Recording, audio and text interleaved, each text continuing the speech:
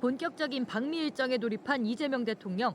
트럼프 대통령과의 첫 회담을 앞두고 기자들을 만나 어려운 환경이지만 성과를 거둘 수 있도록 하겠다고 밝혔습니다. 요구하는 바대로 다 들어주기 어려운 상황들이기 때문에 대한민국의 국익이 최대화될 수 있도록 해야 되기 때문에 그런 점들이 어려운 것이죠. 더 나은 상황으로 만드는 게 제가 해야 될 일이라고 생각하고 또 그렇게 될 거라고 생각합니다. 회담 테이블에는 안보와 국방비, 관세 협상 문제가 오를 거라고 설명했습니다. 이 대통령은 미국 측이 주한미군 유연화, 즉 감축을 요구한다면 동의하기 어려울 거라고 밝혔습니다. 그러면서도 미래형 전략화는 우리에게도 필요하다고 덧붙였습니다. 관세 협상 때 제외됐던 농축산물 분야가 다시 협상 테이블에 오를 가능성에 대해선 정상 간 합의한 사안을 쉽게 바꾸는 건 바람직하지 않다고 말했습니다.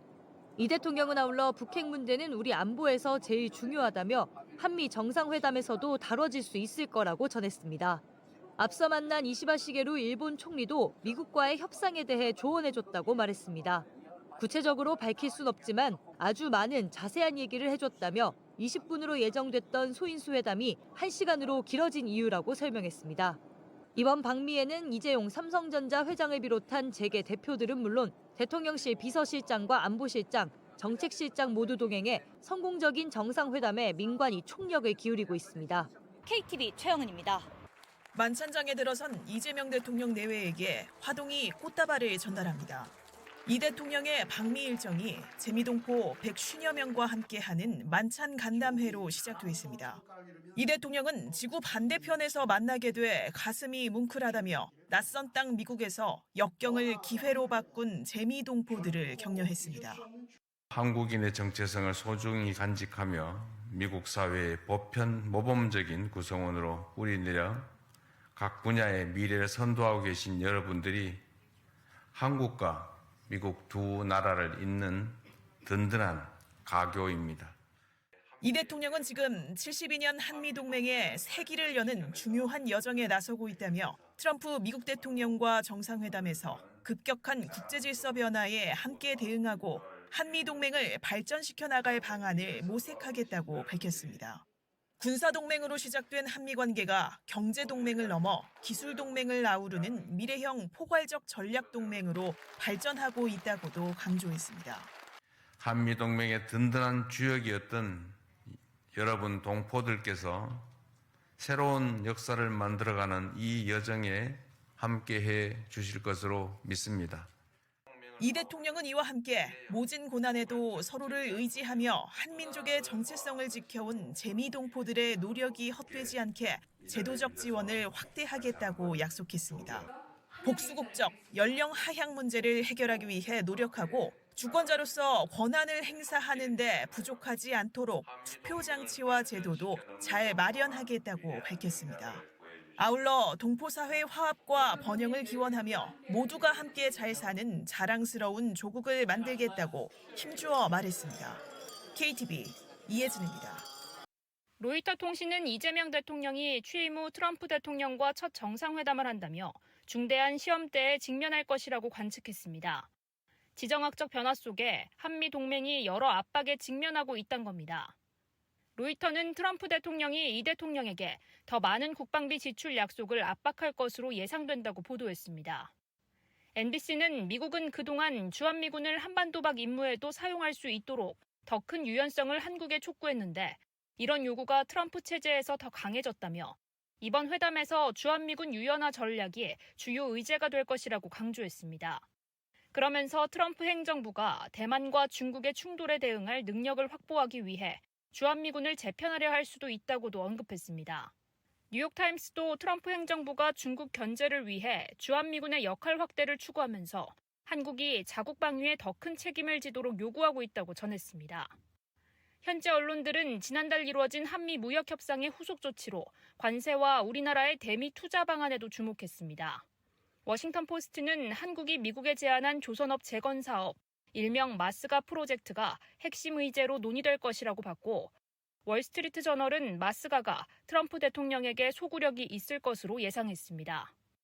또 우리나라의 3,500억 달러 규모의 대미 투자 방안에 대해 아직 세부 사항이 불분명하다며 이에 대한 논의도 구체화될 것으로 기대했습니다. KTV 박지선입니다.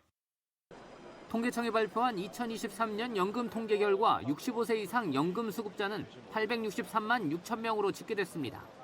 전년 대비 45만 4천 명, 5.6% 증가한 겁니다. 연금 수급자들이 받는 평균 수급액도 6.9% 올랐습니다. 월 평균 수급 금액은 69만 5천 원으로 지난 2018년 47만 8천 원에 비해 20만 원 이상 늘어났습니다. 월 평균 수급 금액을 보면 25만 원에서 50만 원대를 받는 비중이 50.9%로 가장 많았고 50만 원에서 100만 원 수급 비율은 31.1%로 조사됐습니다.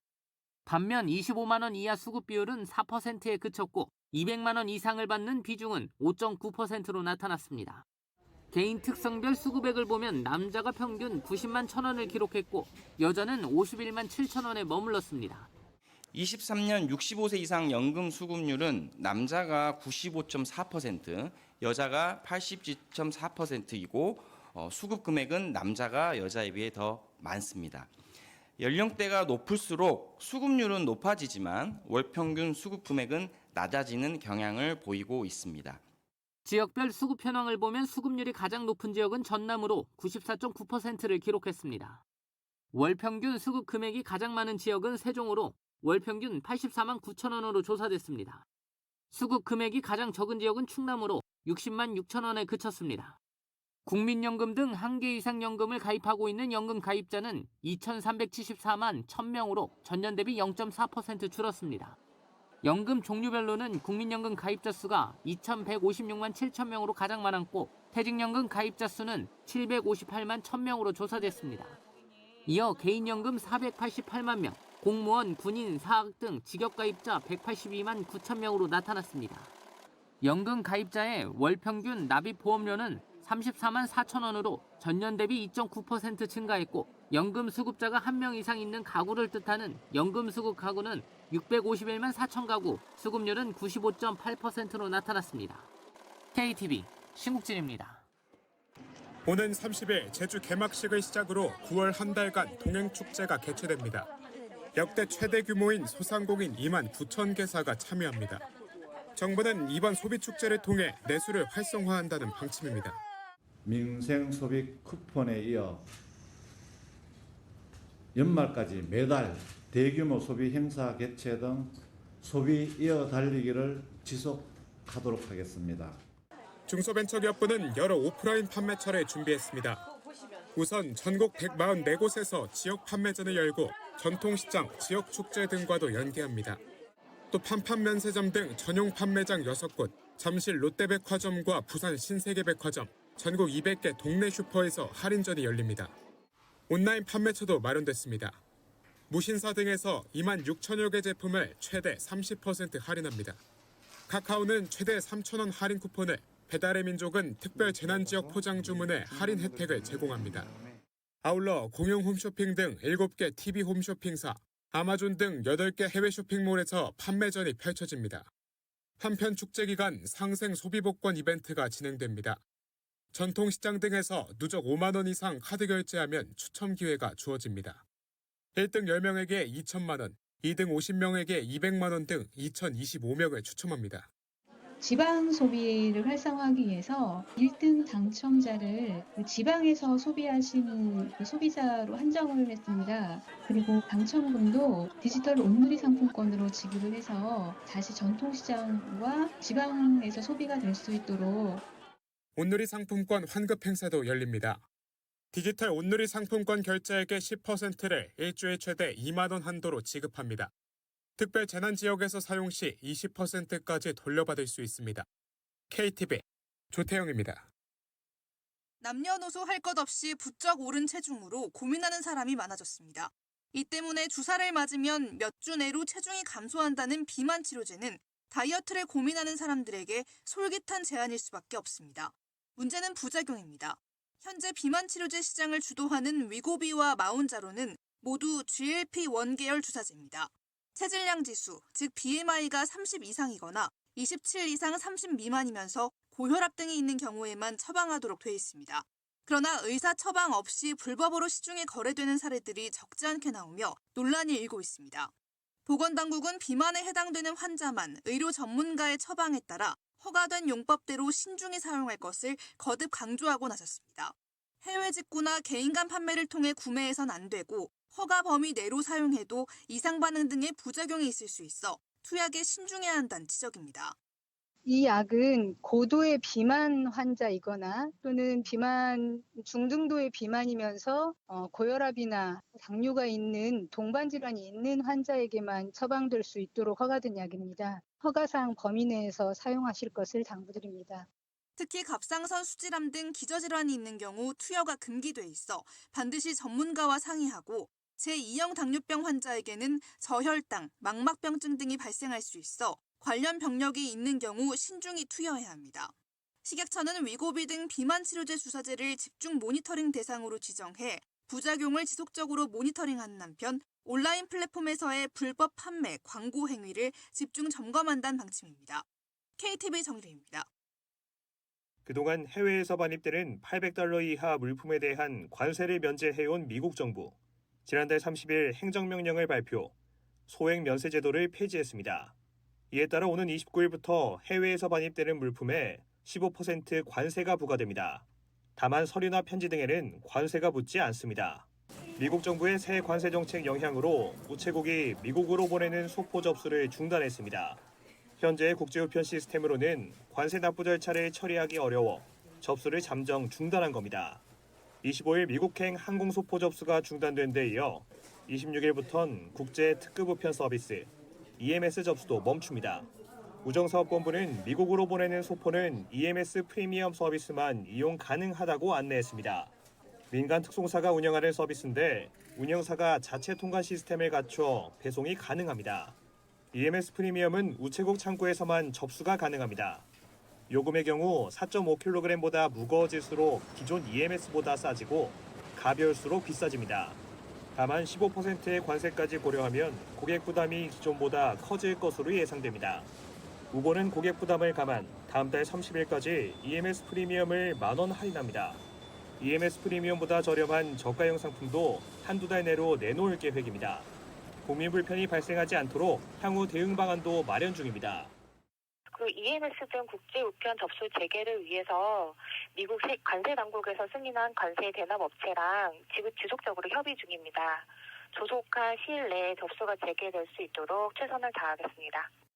우보는 미국으로 우편물 발송을 계획하는 고객에게 물품 가액과 용도를 정확히 기재하고 인보이스 등 통관 필요 서류를 꼼꼼하게 준비해야 한다고 당부했습니다.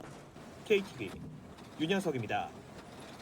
가볍고 작지만 안정적인 고화질 영상 촬영이 가능해 영상 전문가뿐 아니라 일반 소비자층의 수요가 크게 늘고 있는 액션 카메라. 한국소비자원이 액션 카메라를 생산하는 주요 브랜드 6곳에 카메라 품질과 안전성 평가 결과를 공개했습니다.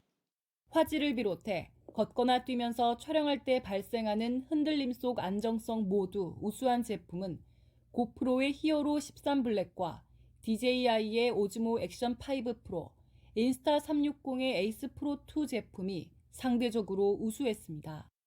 배터리 성능의 경우 최대 촬영 시간은 내셔널 지오그래픽의 액션캠 프로가 가장 길었고 에이스1의 엑스프로 3 듀얼이 가장 짧았습니다. 배터리를 완전히 방전한 상태에서 완전히 충전하는 데 소요되는 시간은 오즈모 액션 5 프로가 가장 짧았고 액션캠 프로가 가장 길었습니다. 일부 제품에서는 최대 화각과 방수 성능 등이 표시된 내용과 달라 개선이 필요한 것으로 드러났습니다. 프리미엄2와 액션캠 프로, 엑스프로 3 듀얼 등 3개 제품이 표시된 최대 화각보다 18도에서 32도가량 좁게 촬영되는 것으로 확인된 겁니다. 액션캠 프로는 광고하고 있는 방수 성능보다 낮은 수심에서 전원이 꺼졌습니다. 또 히어로 13 블랙과 에이스 프로 2의 경우 최고 해상도로 촬영 시 과열 보호 경고가 뜨면서 녹화가 중단됐는데 사용 설명서에서는 해당 안내가 없었습니다. 블랙박스 모드를 지원하는 제품들 가운데 일부는 저온과 고온 환경에서 작동 오류가 발생하기도 했습니다. 일부 제품은 최대 화각, 방수 성능, 내환경 성능 등에서 표시 광고된 내용과 달랐고 소비자가 정확한 정보를 바탕으로 제품을 선택할 수 있도록 관련 내용의 개선을 권고했습니다. 소비자원은 배터리 안전성과 유해 물질, 온도 상승 등 안전성 항목은 모든 제품이 관련 기준을 충족해 이상이 없었다고 밝혔습니다. 아울러 액션 카메라는 사용 목적과 환경에 따라 필요한 기능이 다른 만큼 제품별 성능을 꼼꼼히 비교한 후 선택할 것을 당부했습니다. KTV 이리나입니다. 다음 달 22일부터 인플루엔자 국가 예방접종이 시작됩니다. 독감에 감염되면 중증으로 진행될 위험이 큰 생후 6개월 이상 어린이와 임신부, 65세 이상 어르신을 대상으로 무료 접종이 이루어집니다. 과거 접종 이력이 없거나 기존의 백신을 한 번 맞아 2회 접종 대상인 어린이는 22일부터 백신을 맞을 수 있습니다. 1회 접종 대상 어린이와 임신부는 29일부터 접종을 하게 됩니다. 65세 이상 성인은 10월 15일부터 연령대별로 순차적으로 접종이 시작됩니다. 특히 질병관리청은 65세 이상을 대상으로 같은 시기 접종을 시작하는 코로나19 백신과 인플루엔자 백신의 동시 접종을 권고했습니다. 동시 접종을 하는 경우 그리고 각각의 백신을 따로따로 접종한 경우 백신 접종의 예방 효과라든지 이상 반응과 관련된 안전성 부분에 있어서 크게 차이가 없다 것을 그간 확인을 하였습니다. 인플루엔자 국가 예방접종은 주소지와 관계없이 위탁 의료기관과 보건소에서 할 수 있으며 예방접종 도우미 누리집에서 접종 가능 기관을 확인할 수 있습니다. 아울러 접종 대상자는 5접종을 예방하기 위해 신분증을 반드시 챙겨야 합니다. 접종 후에는 접종 기관에 머무르며 이상 반응을 관찰한 후 충분한 휴식을 취해야 합니다. KTV 신경은입니다. 가을에 들어선다는 절기 처서가 지났는데도 절기의 구분이 무색할 정도로 푹푹 찌는 무더위가 이어지고 있습니다. 대기하층에는 북태평양 고기압이, 상층에는 티베트 고기압이 한반도 상공에 자리 잡으면서 연일 가마솥 같은 더위가 기승입니다. 오늘 전국 대부분 지역에서 한낮 최고 기온이 30도를 훌쩍 뛰어넘었습니다. 서울은 32도, 대전 34도, 강릉과 대구는 35도까지 올랐습니다. 폭염 속 폭우도 예보됐습니다. 오늘 오전 서해안을 중심으로 비가 내리기 시작해 오후부터는 중부 전역으로 확대됐습니다. 내일은 전국 대부분 지역에 비가 올 것으로 보입니다. 내일까지 경기 북부에 100mm 이상, 서울을 포함한 중부지방에는 30에서 80mm의 강우량을 기록할 것으로 예상됩니다.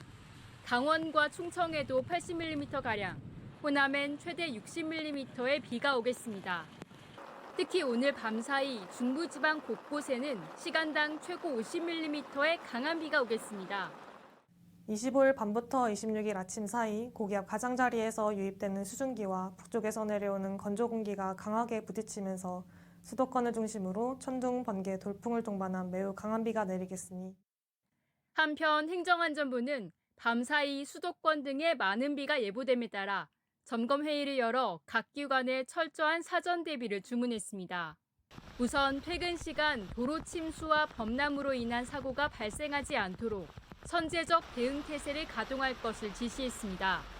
또 지하차도 등 상습 침수 지역에 대한 모니터링도 요청했습니다. 무엇보다 취약 시간대인 밤부터 새벽까지 많은 비가 내릴 것으로 예상되는 만큼 인명피해 방지를 최우선 목표로 둘 것을 당부했습니다. 아울러 위험 지역 인근 주민에 대해 대피 체계를 재점검하고 집중호우가 예상되는 지역에는 재난문자 등을 통해 호우 상황을 신속히 알릴 것을 강조했습니다. KTV 김유리입니다.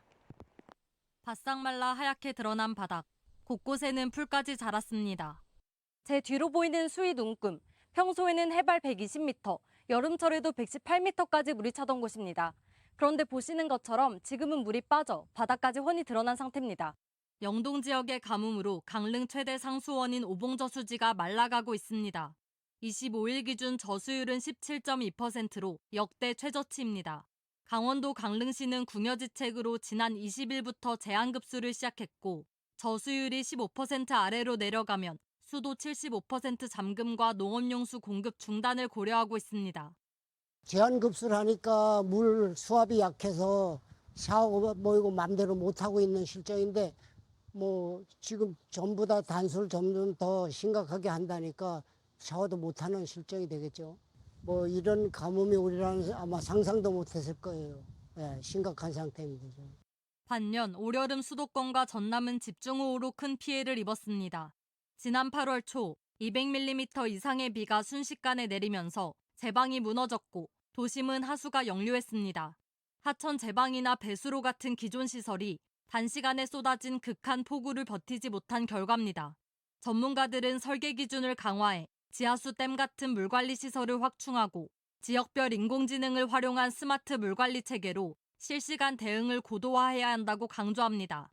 물관리 시설의 댐도 그렇고 저수지도 그렇고 강이 낮은 이런 것들이 그 시절에 적합한 50년 만에 일어날 수 있는 기상현상, 다시 말해 비라든가 뭐 온도라든가 이런 게 맞게 다 돼 있는데 이제는 100년 빈도의 기상현상이 나타나니까 이걸 100년 빈도로 설계를 바꾸게 되는 거예요.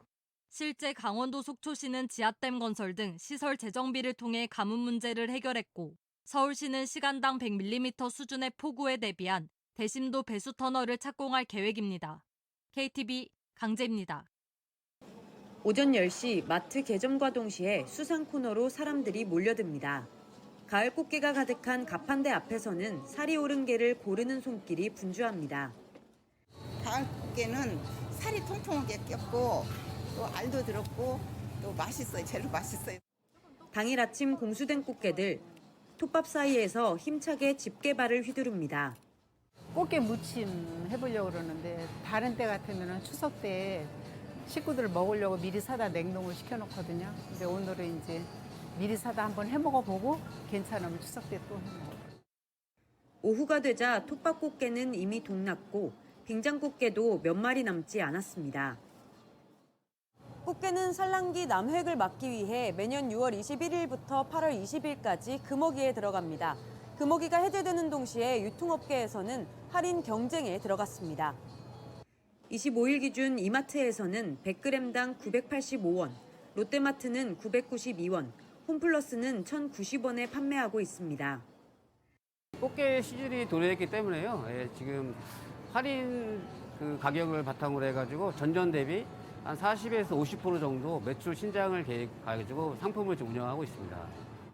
국립수산과학원은 올가을 꽃게 어획량이 지난해 가을보다 최대 40% 증가할 것으로 전망된다고 밝혔습니다.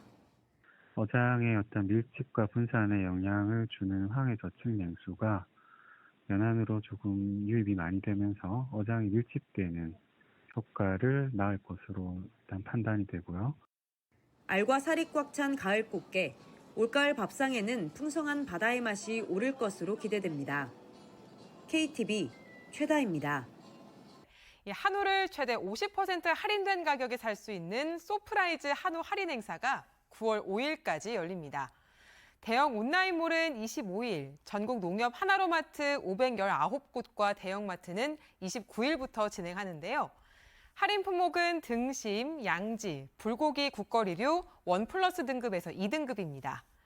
1등급 기준 100g당 등심 6,730원, 양지 3,970원, 불고기 국거리는 2,920원 이하로 판매되는데요. 행사 참여 매장과 일정은 한우자조금과 전국 한우협회, 농협경제지주 누리집에서 확인 가능합니다. 올해 한국에서 가장 맛있는 김치는 어디서 만든 제품이었을까요? 제14회 대한민국 김치 품평회가 열렸습니다. 대상은 전남 장성군 소재 새벽팜의 참매실 새벽 알타리 김치가 차지했는데요.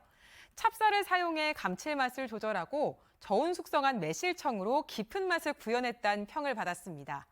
최우수상에는 주안 F&B 포개김치가, 우수상엔 빛고울 김치, 청원 오가닉 포개김치, 주안 F&B 총각김치가 이름을 올렸는데요.